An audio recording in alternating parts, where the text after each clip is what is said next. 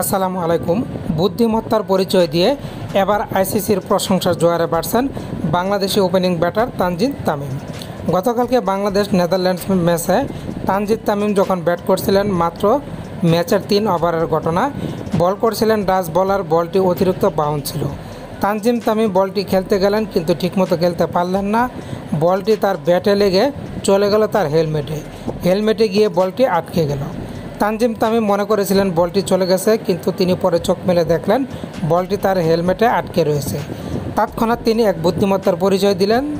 তিনি তার হেলমেটটি খুলে বলটি সহ মাটিতে আঘাত করলেন, মাটিতে স্পর্শ করালেন। আর এতে করেই প্রশংসার জোয়ারে বাড়ছেন তানজিদ তামিম, কারণ বলটি তার হেলমেটে আটকে যাওয়ার আগে কিন্তু ব্যাট স্পর্শ করেছিল। প্রতিপক্ষের ফিল্ডার যদি বলটি নিয়ে আউটের আবেদন করতেন, তাহলে কিন্তু আউট হয়ে যেতেন তানজিদ তামিম।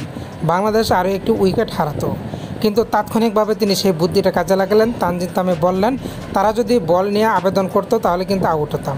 তাই প্রশংসার জোয়ারে